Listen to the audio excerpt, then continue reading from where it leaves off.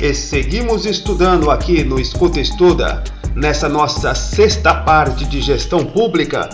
Da última parte, tratamos das estratégias, falamos do conceito de estratégia lá desde o início das guerras, pós segunda parte da Idade Média, a baixa Idade Média, quando há a unificação dos estados. Como que este conceito passou para as empresas e ligou-se ao capitalismo, às entidades, às organizações e chegou nos dias de hoje.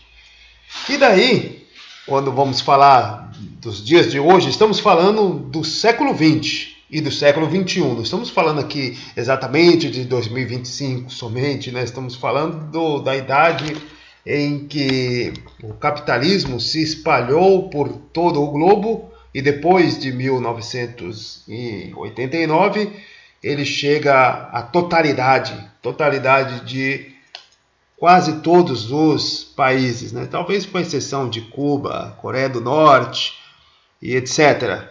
Mas agora nós podemos dizer do pensamento estratégico, né? E definimos estratégia e agora nós vamos falar que estratégia ela depende muito da análise do cenário, de como se pensa o cenário que se está inserida a organização e como que ela vai agir dentro desse cenário. O cenário, o ambiente externo e também o ambiente interno. Quem são as pessoas que fazem parte daquela organização, seja ela pública ou privada? Quais são as forças que ela está inserida, forças de mercado, se ela não está no mercado, é uma entidade pública?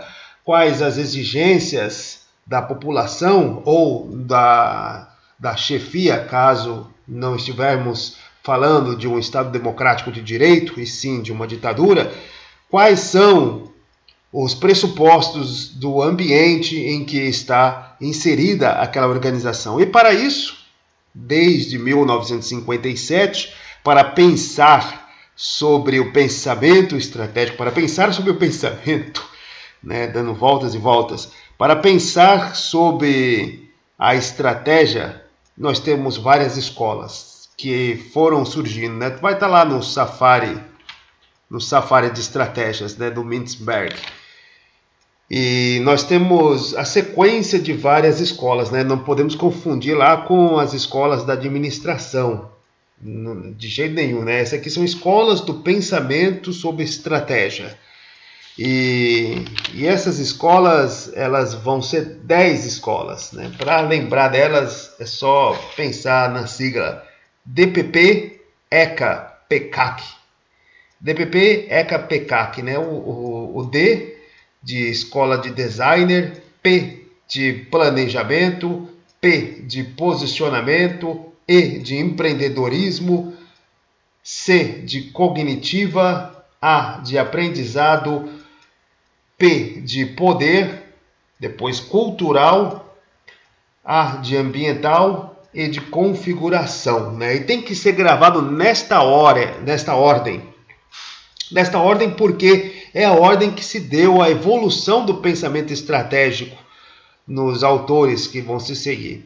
E nós vamos ter a primeira dessas escolas, é a escola do design, né? A escola que vai ser chamada de prescritiva. Por quê? Porque ela vai analisar e vai prescrever o que está acontecendo ali na organização, né? E tem os livros que podem indicar, é do Philip Selzmack, Alfred Chandler, que tratamos de 1962. Cadê o livro dele? Do Chandler, Strategy and Structures, Chapters in History of the American Industrial Enterprise, de 1962. Este livro que vai falar, né, da estratégia e estrutura, né, e vai traçar um plano do que estava acontecendo ali nas empresas americanas, como que elas estavam se desenvolvendo. E essa escola, ela vai ter como ênfase o líder. A explicação do sucesso de um bom planejamento e da sua execução vai depender do líder. É nessa escola que vai ter a matriz SWOT. A matriz SWOT que vai tratar lá da questão das forças, fraquezas, oportunidades e ameaças. Que vamos tratar bem à frente ainda sobre esse método, né? Não tem como a gente ficar aqui colocando em tela, porque nossa proposta é de apenas falar, por isso que é escuta e estuda, né? Não é escuta, vê e analisa e depois... Não, é escuta e estuda. Mas vamos à frente aqui. Então essa escola, a escola do designer, ela vai dar uma ênfase no líder, no planejamento, é diferente da execução nesta escola. E essa escola do design vai nos trazer como presente a ferramenta da matriz SWOT, que é utilizada até hoje. Isso ali, 1957, do Philip, e 1962, do Chandler, né, o Strategy and Structure. E a escola seguinte é a escola do planejamento, a escola que também é prescritiva, pelo fato de que ela vai analisar e depois fazer uma prescrição, onde ela diz que todo planejamento, a estratégia, tem que ser feita em etapas. Ela tem que ser formalizada, tem que ser fragmentada. Fragmentada no sentido de que os componentes daquela organização devem ser divididos em hierarquia. E aí que vem uma outra importante ferramenta que é colocada quase em todo o pensamento estratégico de gestão, que é os níveis, o nível, né? Dali que vem a noção do nível estratégico, do nível tático, do nível operacional, e ali que nós temos esse estabelecimento, né? O operacional, o tático e o estratégico. Naquela pirâmide que grande parte das aulas que nós temos de gestão estratégica sempre é desenhada em algum momento ela, né? O vértice da pirâmide é o nível estratégico, o meio é o tático e a base é o operacional. Pois isso é a fragmentação nesta escola do planejamento. Pressupõe um checklist,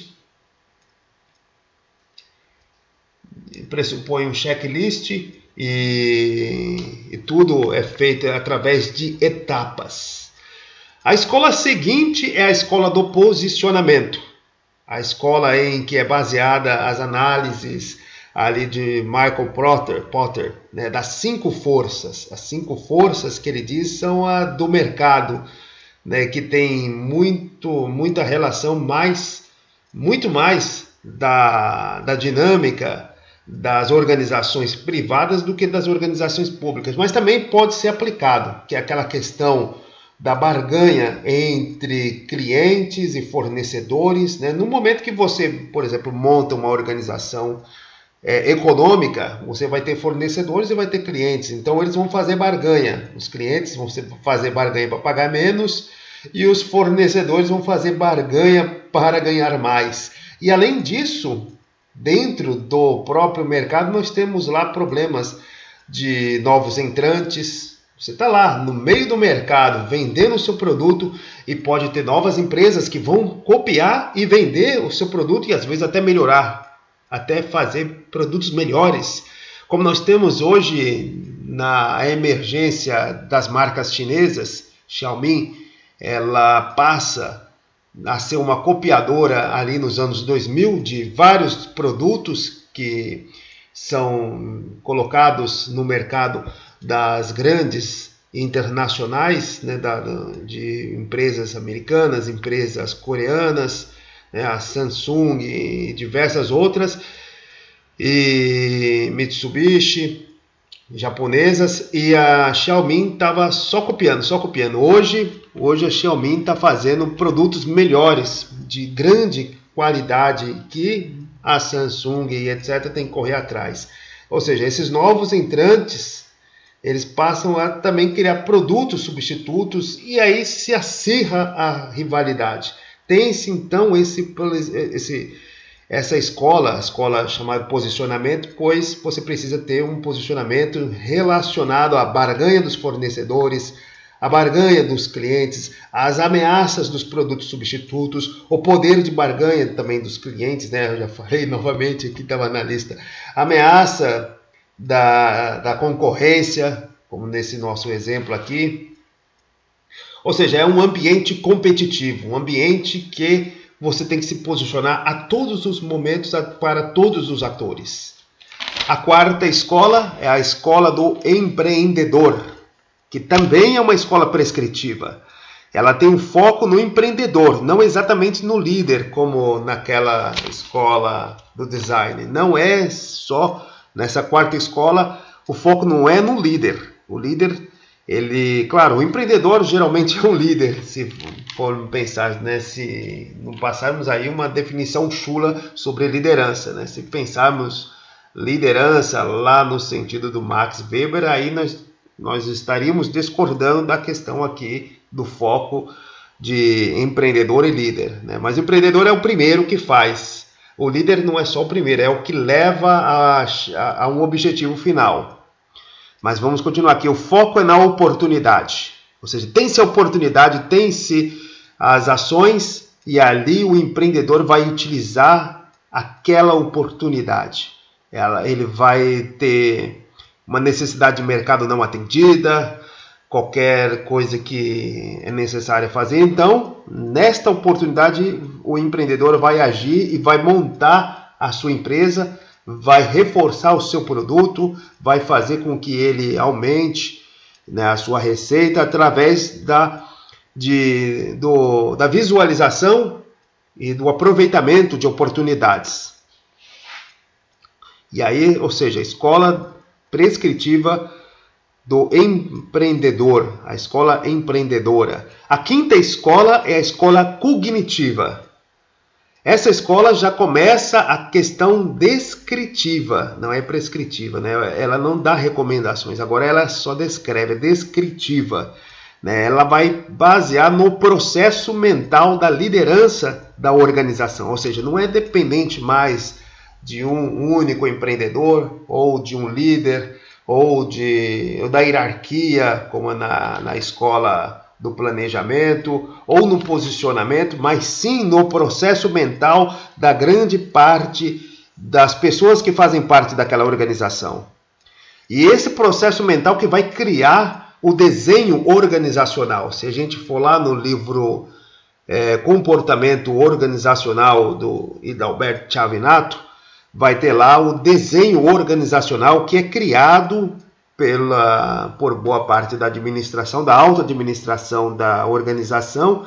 Ele pode sim considerar tanto somente as ideias do nível estratégico, impondo a todo o resto da organização, ou também pode considerar também as ideias que vêm do chão de fábrica, do nível operacional. E aí nós temos sim essa escola cognitiva que vai depender desse processo mental que vai construir os conceitos, a cultura organizacional, vai direcionar as respostas daquele grupo para os climas organizacionais que vão surgindo. Climas no conceito assim, no momento que a empresa tem péssimas vendas, tem dificuldades financeiras, vai se ter um clima organizacional. Quando se tem um crescimento vertiginoso, o produto ninguém consegue imitar, tem uma grande aceitação no público, aí nós temos outro clima organizacional. E a cultura que vai dizer o que se faz nesses climas organizacionais. E parte dela, segundo a escola cognitiva, vem do processo mental, dos esquemas, das molduras que são desenhadas no desenho organizacional. A sexta escola é a escola do aprendizado. As estratégias de cada organização são formadas através do aprendizado, ou seja, lança-se a empresa e ao longo do tempo, de acordo com as dinâmicas do mercado, com as suas vendas, com a sua capacidade de fazer negócio, que vai haver um aprendizado, tanto do nível estratégico até o nível operacional. No nível operacional, os empregados, ou podemos até dizer também dos colaboradores, né, o eufemismo que se utiliza hoje, podemos dizer que eles podem contribuir através do aprendizado, né? Tá lá o sujeito na linha de produção, repetidas vezes fazendo movimentos, e aí ele tem uma ideia, pá, é melhor fazer dessa outra forma. Ele pode ir lá no seu gerente vai falar para o chefe não sei o que, vai até chegar no presidente da organização, ele fala, não, então vamos mudar de acordo com o que o José lá do chão da fábrica falou, ele aprendeu, então vamos mudar a linha de produção. Ou seja, também existe nesta escola o aprendizado não só do nível estratégico, do nível tático, mas também no nível operacional. Ele vai misturar planejamento com execução, né? Ou seja, descritivo. As coisas vão acontecendo, né? Faz-se a estratégia, mas ao mesmo tempo que ela vai acontecer na execução dela, vai se mudando a estratégia, vai se fazendo uma nova estratégia, vai se construindo, vai se aprendendo novas formas de lidar tanto com a produção quanto as decisões principais da empresa.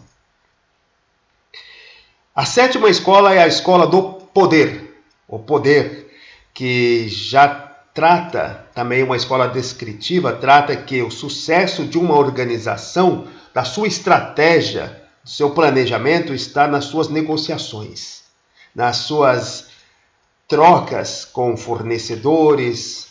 Claro, é parecido muito com a escola do posicionamento, mas não é apenas um posicionamento, mas sim a busca da vantagem, né? A busca vai ter algumas concessões, vai ter cooptação, vai ter as trocas, vai ter influência. Como que não é só o posicionamento, é a escola do poder, como que esta empresa, esta organização, ela vai lidar com o centro de poder? Como que vai se relacionar não só com os concorrentes, mas também com o governo, com as autarquias regulamentadoras daquele mercado? Se ela consegue, às vezes, até cooptar, né, fazer aquele vício que beira a corrupção, mas às vezes consegue cooptar os agentes daquela autarquia e não permitir regulamentações que podem aumentar, diminuir a sua margem de lucro, etc. Como que é esse poder, relacionamento, influência política, né? O micropoder que é dentro da organização, a briga entre os CEOs, os candidatos a CEOs, um puxando o tapete do outro, um demonstrando mais serviço que o outro. Isso é o que acontece em muitas empresas, aquelas reuniões onde os CEOs, os gerentes começam a falar uns para os outros que existe fulano de tal, faz tal coisa, queimar o filme do outro, etc. E diante do chão de fábrica, todos eles vão lá falar parabéns, parabéns. Eles mostram uma certa unidade, mas vão lá dizer parabéns por termos alcançado a sua meta, está aqui o seu bombom. Está aqui o seu bombom. Aí o chão de fábrica vai ganhar o bombom, os outros vão ter o tapete puxado, uns vão ficar demitidos, aí vai ter lá a sua rede de relacionamentos, seu network, para entrar lá na outra empresa e trabalhar melhor e causar danos a outra, etc, etc. Essa é a escola do poder. A oitava escola é a escola da cultura, né? onde o centro da análise é a cultura organizacional. Quais são os valores? Se ela é uma cultura muito mais fixa ou mutável, né? Ela tem abertura às mudanças que acontecem no mercado, se ela é rígida, se ela é fechada, se todos que entram ali, eles têm que seguir rituais, mitos, né? E existem para as empresas, as organizações, existem mitos. Mitos são mais ou menos histórias de como deve se fazer ou de como não se deve fazer. E nessas organizações também se tem essas histórias, né, essa mitologia, né, que não é exatamente o sentido da palavra que nós temos quando falamos de mitologia. Nós já lembramos de povos, dos antigos nórdicos,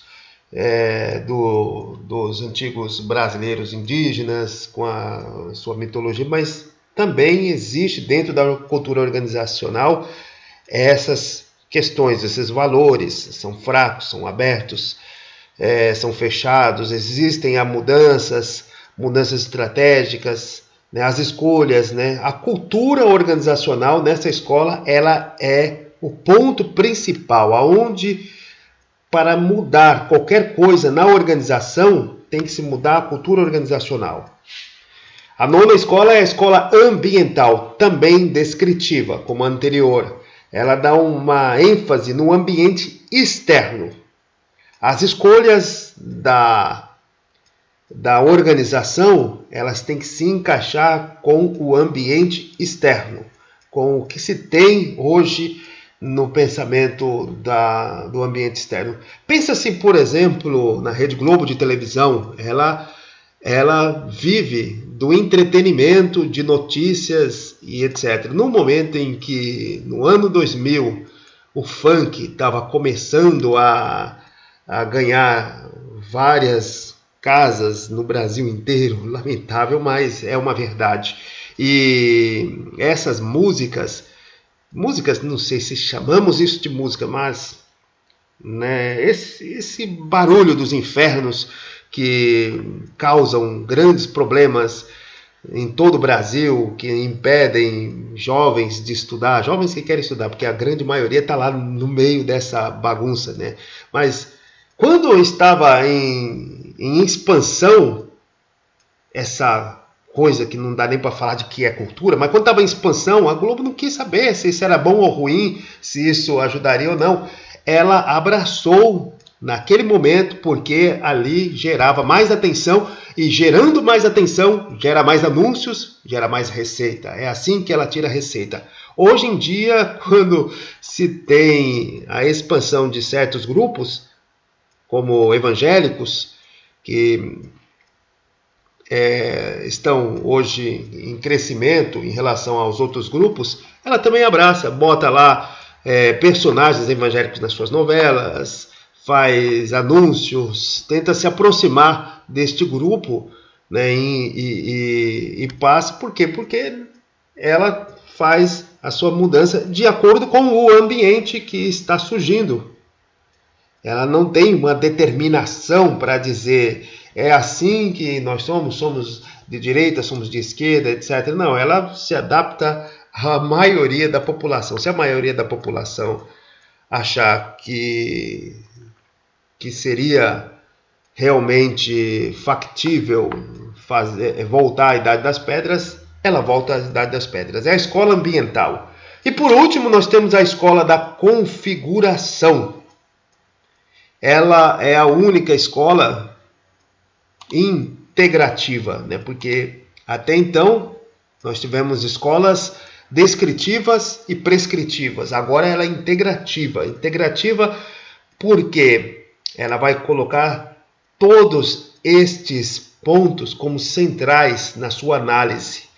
É a cultura, é o processo mental, é todo um conjunto. Não existe um item que é o principal, que vai explicar uma boa estratégia, ou vai explicar o porquê uma organização chega ao sucesso e outra não, e outras piores ainda chegam ao fracasso absoluto, a falência, pedido de concordata e etc. Né? E aí ela vai dizer que a estratégia vai depender de todo um contexto, sobre um ciclo organizacional, sobre a ordem, a desordem, sobre a cultura, sobre as negociações que estão feitas pelo nível estratégico, sobre o aprendizado tanto do nível estratégico quanto o do nível tático e operacional, sobre tudo isso. Essa escola é a escola da configuração, é a última, a que está ligada hoje a explicação de que o sucesso é o conjunto inteiro, né? Desde a análise dos cenários internos e externos, da cultura organizacional, do clima, do líder, do empreendedor, das etapas, da hierarquia, da cultura, tudo isso vai estar ligada a esta escola, né? Então, para lembrar aqui, DPP, ECA, PCAC. Aí você vai lembrar, então, a escola do designer, a escola do planejamento, a escola do posicionamento, a escola do empreendedorismo, a escola da cognição, a escola do aprendizado, a escola do poder, a escola da cultura, a escola do ambiente e a escola da configuração. É assim que vamos lembrar. Só ficar treinando com estas letras, né? As 4 primeiras prescritivas, as outras descritivas e a última integrativa, né? Então nós temos nesta parte aqui que tratamos destas nossas escolas.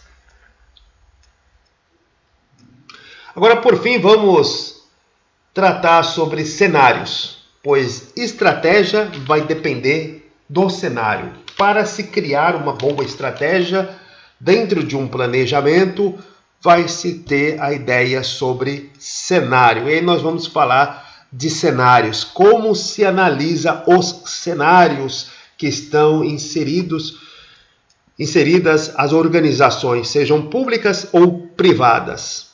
Nós temos 2 tipos de cenários a serem avaliados: os prospectivos e os projetivos.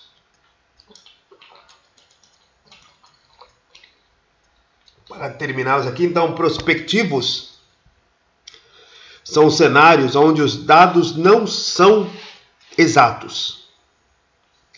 Existem dados, né, mas eles não são exatos, então eles vão ser analisados em termos de estatística, em termos de probabilidades. Nós podemos ter lá os cenários pessimistas, otimista, realista, provável.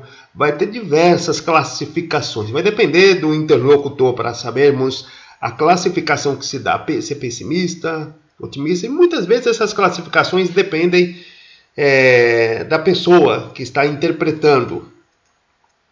Esses cenários são muito mais comuns nas análises de organizações que possuem incerteza do ambiente onde ela está inserida e do que vai acontecer. É claro que existem formas de se calcular isso, não é só simplesmente pensar, eu acho que o cenário vai ser desta forma, eu acho que vai acontecer uma hecatombe, e etc.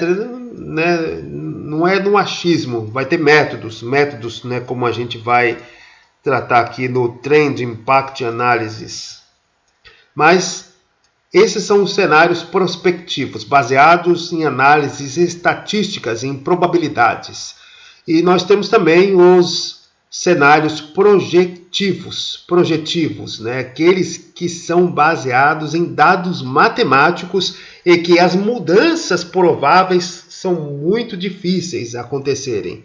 São probabilidades difíceis, né? E aí nós podemos dizer que é absolutamente certo, 99% certo de que aquilo vai acontecer. É como se jogássemos na Mega Sena ou na Quina ou qualquer outro, né? Se tivéssemos 50, não sei qual das duas, né? Acho que a Quina tem 56 milhões de combinações possíveis. Se você jogar 5, 6 números ali, então você vai analisar o cenário prospectivo da sua mísera possibilidade de acertar, mísera. Agora, se você comprar 55 milhões e 999 combinações das 56 milhões possíveis, vai ter uma combinação que você não comprou. Mas aí você já pode dizer que o cenário é projetivo. Mesmo que seja aquela que você não comprou, que vai cair, que caia, você se lascou, mas a probabilidade 99% é que caiam todas as outras que você comprou. É claro que você vai gastar muito mais dinheiro do que o prêmio que vai ser conseguido. Mas aí você pode dizer que o cenário é projetivo, porque a probabilidade é 99% de acontecer. Se pensarmos no ambiente, no cenário externo que está acontecendo aí da evolução do mundo capitalista, é praticamente projetivo que a China irá ultrapassar os Estados Unidos em termos de produção econômica. Isso, na verdade, até ultrapassou, né? Mas em termos de PIB, de riqueza, a China já está próximo de passar, né? No paridade de poder de compra já passou, né? Esse é o método de análise do PIB, né? Paridade de poder de compra, está lá nos nossos resumos de economia. A China já ultrapassou de longe os Estados Unidos.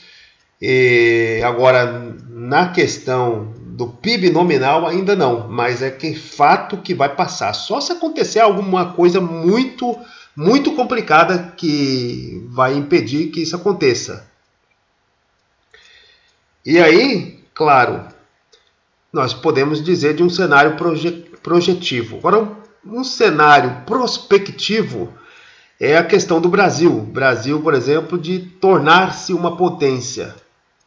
E claro, tem uma grande chance, né, os fatores de produção estão jogados aí, né, terra, capital e mão de obra. Na terra, a gente tem muita mesmo, mais do que qualquer outra nação do mundo. Porém, em termos de mão de obra, não tem muita. Se pensarmos em 210 milhões, é a sexta ou sétima população mundial, mas não é muita, se considerarmos a China com 1 bilhão e 400, né? E ainda mais o envelhecimento da população, isso já atrapalha muito, ou seja, são partes estatísticas que vão contra o desenvolvimento da economia brasileira. O número de terra, a grande capacidade de terras agricultáveis, eles vão a favor. Só que a atividade agrícola, ela não é distribuidora de renda, isso vai contra. E aí nós temos diversas possibilidades. Aí nós podemos falar de cenários prospectivos em relação à economia brasileira, em relação à economia chinesa, ao volume produzido, nós estamos falando de cenário projetivo. Bom, é isso que nós temos para tratar hoje, né, nesta sexta parte da gestão pública. Muito obrigado por quem escutou até aqui. Se inscrevam no canal e até o próximo áudio resumo.